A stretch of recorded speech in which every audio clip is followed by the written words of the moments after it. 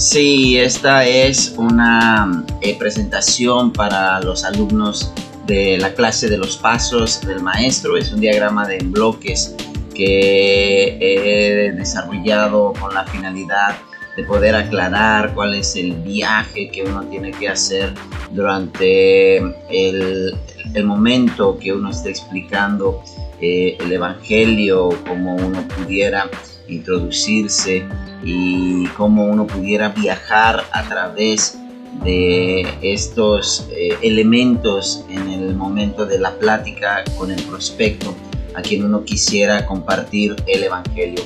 Hemos explicado en las notas que es un proceso que pasa por 4 pasos.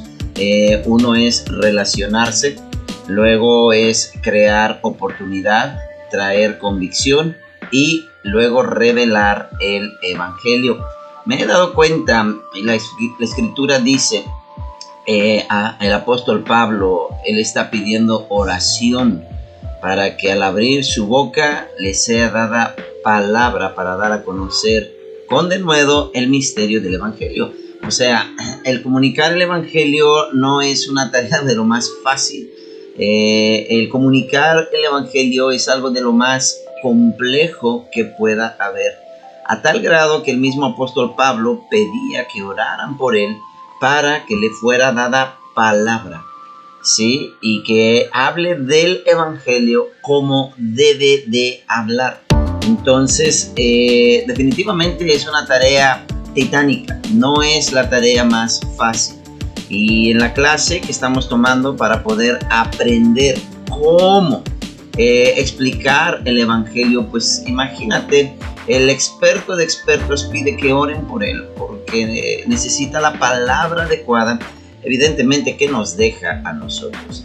Y nosotros como creyentes neotestamentarios, pues tenemos que hacer lo mismo, humillarnos, pedir oración, orar por nosotros, orar por los prospectos, orar por el encuentro y que Dios nos guíe en este viaje y que podamos ser fieles comunicadores de la gracia de Dios.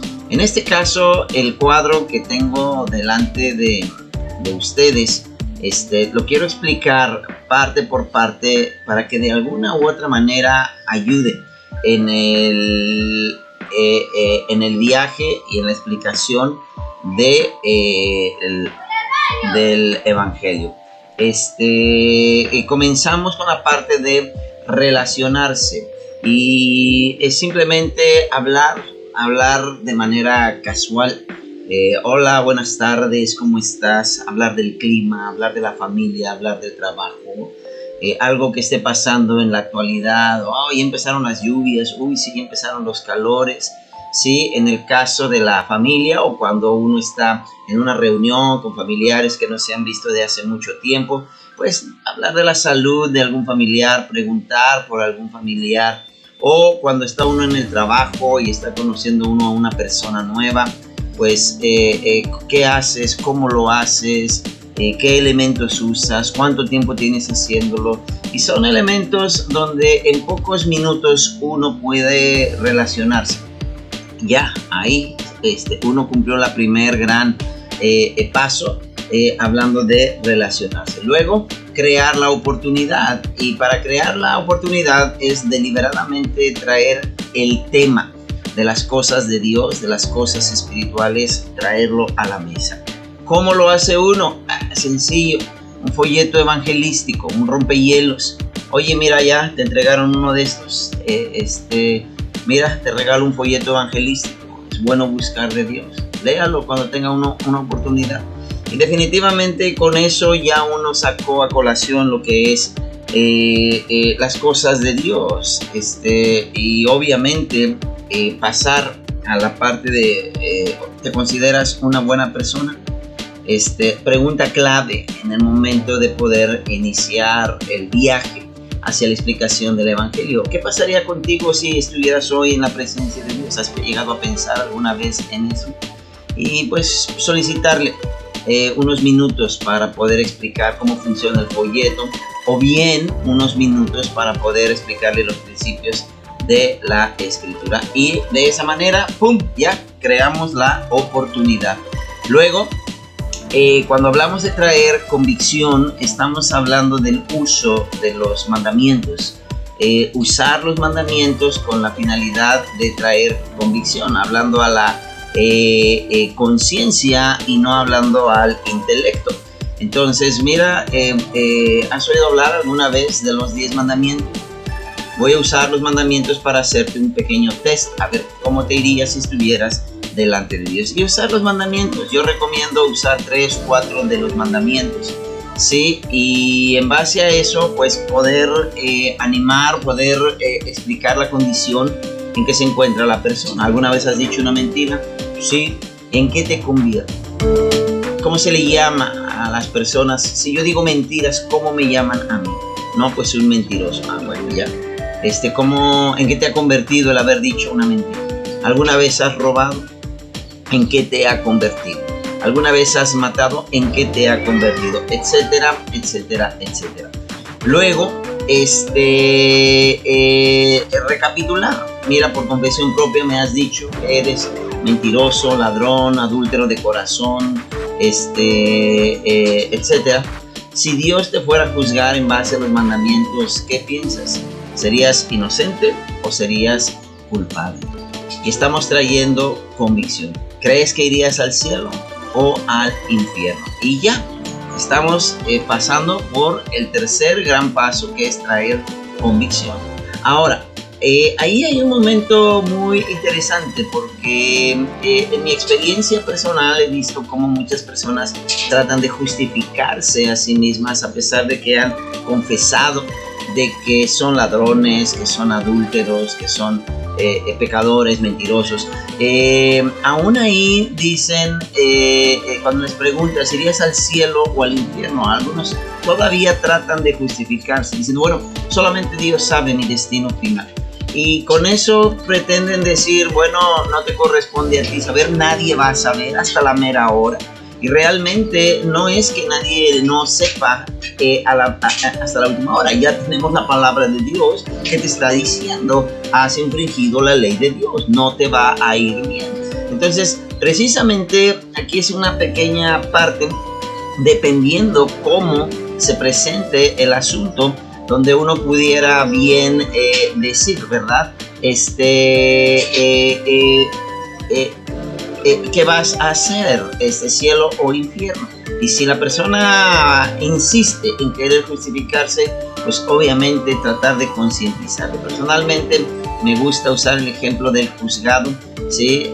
Imagínate, has cometido 2 delitos graves, no hay duda de ello, y te llevan ante un juez, ¿sí? Has robado, has matado, y te dice el juez, mira, no hay duda alguna, tú lo hiciste, ¿sí? Antes de que te dicte sentencia, ¿tienes algo que decir a tu favor? Y tú vienes y le dices, bueno, pues depende de usted. Bueno, usted es una buena persona, y usted no me va a condenar. Bueno, lo que yo he hecho es más bueno y lo que he hecho malo es menos, entonces pesa más lo bueno que lo malo. La pregunta es, ¿crees verdaderamente que un buen juez te dejará ir a pesar de tu delito? Y obviamente la respuesta es obvia, ¿sí? Las personas terminan cayendo en razón. Personas terminan entendiendo su condición y están conscientes. Y obviamente la pregunta, ¿no te preocupa entonces? ¿Cielo o infierno? No, pues ya, infierno. ¿No te preocupa? No, a mí me preocupa. Y porque me preocupa, estoy tomando el tiempo para explicarte estas cosas, ¿sí? Me preocupa tu eternidad. Y usamos los mandamientos porque la Biblia me explica que los mandamientos son para que toda boca se cierre y todo el mundo quede bajo el juicio de Dios. Y nos damos cuenta de ello cuando las personas ya no tienen argumentos para defenderse. Y entonces hacerle la pregunta, ¿estás consciente de tu destino eterno? Y simplemente concientizando a la persona de su posición delante de Dios.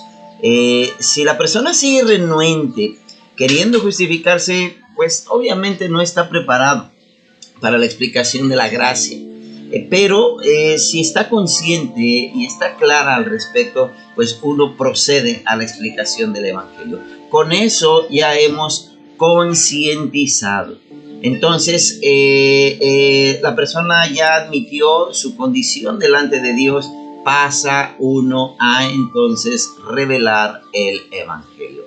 ¿Sabes lo que hizo Dios para que no tuvieras que ir a un lugar de condenación eterna? Yo recomiendo usar varios versículos, ¿sí? Entonces, abundar y hablar acerca del gran amor de Dios, ¿sí? Mira, Dios te ama. Dios no quiere que ninguno se pierda. La Biblia dice en Juan 3:16 que de tal manera amó Dios al mundo para que ninguno se pierda, sino que tengan vida eterna. Segunda de Pedro 3:9. El Señor no quiere que ninguno perezca, sino que todos procedan al arrepentimiento. Sí, también la Biblia dice, Romanos 5:8, que Dios muestra su amor para con nosotros, en que siendo aún pecadores, Cristo murió por nosotros. Y tú puedes abundar, si tienes otros versículos, úsalos, pero obviamente allí abundamos acerca del amor de Dios, ¿sí? De su obra en la cruz. Cristo murió hace como 2000 años para pagar por tu pecado. La Biblia dice, ¿sí? Que porque la paga del pecado es muerte. O pagas tú o alguien tiene que pagar en tu lugar. Y Cristo pagó por tus pecados, el justo por los injustos, para llevarnos a Dios. ¿Sí? Él no se quedó en la sepultura, Él resucitó. ¿Sí? Y cuando resucita manda la señal de que ha vencido el poder del pecado y de la muerte. Entonces estamos ahí simplemente revelando el Evangelio. Recomiendo abundar en eso. Y con eso ya estamos listos para pasar al sexto bloque, hablando de la parte que le corresponde al ser humano. ¿Sí? ¿Qué tenemos que hacer ante la obra que ya Dios hizo? ¿Qué tienes que hacer? Bueno, explicar lo que nos corresponde a nosotros como hombres hacer, que son dos cosas: arrepentirse y poner su fe en Cristo. Cuando hablamos de arrepentimiento, pues hay que explicarles una decisión de corazón, es una actitud, darle la espalda en mi corazón al pecado y moverme hacia donde está Dios. Y poner tu fe en la obra de Cristo en la cruz. ¿Sí? Juan 1:12 explica que a todos los que le recibieron, a los que creen en su nombre, les dio potestad de ser hechos hijos de Dios. Y necesitamos recibir como Señor y Salvador, recibir a Jesucristo como Señor y Salvador. Entonces, con esto hemos explicado la parte humana. Uno puede rematar y decir, ¿qué piensas? ¿Tiene sentido todo lo que te estoy diciendo? ¿Sí? ¿Cuándo te vas a poner a cuentas con Dios? ¿Cuándo le vas a recibir como Señor y Salvador? De esa manera hemos explicado la parte que nos corresponde a nosotros. Ahora, en mi experiencia personal, he visto que muchas personas tienen ese entendimiento. Algunos es nuevo y están comprendiéndolo. Hay mucha información aquí para digerir, pero muchos como que caen en razón diciendo, ahora entiendo el por qué Cristo murió en la cruz. Ahora están encajando muchas cosas. Y aunque tienen la información o están encajando muchas cosas, es necesario explicar cuál es nuestro mayor problema como humanos. ¿Sí? Muchos entienden la información, pero la mera o la sola información no te salva. Y es donde a veces uno dice, oye, ¿cómo ponerme a cuentas con Dios? ¿Cómo que recibirle en mi corazón? Claro, no es un conocimiento, no es un momento tan fácil, pero es necesario explicar. ¿Sí? Tienes que ponerte a Cristo, tienes que recibir a Cristo, tienes que aceptar a Cristo, tienes que apropiar el sacrificio de Cristo en la cruz del Calvario. Llámale como tú quieras, pero el principio es ese. Entonces, personalmente trato de, cuando veo esa duda, o no duda, sino que falta ese complemento. Yo lo trato de aclarar hablando del ejemplo del avión. ¿Sí? Vas en un avión a cierta altura y te dicen, mire señor, debajo de su asiento hay un paracaídas y en cualquier momento vamos a dar un salto. El paracaídas le puede ayudar. Entonces, pues claro, tú tienes la información, que bueno que debajo de mi asiento hay un paracaídas y sí, en cualquier momento vamos a dar un salto. La información en sí no te salva, tienes que tomar acción. Si no te pones el paracaídas, la pura información no te salva en el salto. Si tú das ese salto a esa altura sin el paracaídas, obviamente tú vas a morir, te va a ir muy mal. El avión es la vida, Cristo es el paracaídas y el salto es el momento de la muerte. Y entonces aprovecho y trato de explicarles que muchos hablan de Cristo, oyen de Cristo, ven películas de Cristo, van a las iglesias y les hablan de Cristo y saben que Cristo murió por los pecadores, pero esa información no sirve si no uno se la aplica o uno se la apropia. Y es momento de tomar acción. ¿Cuándo te vas a poner a Cristo? ¿Cuándo te vas a poner el paracaídas?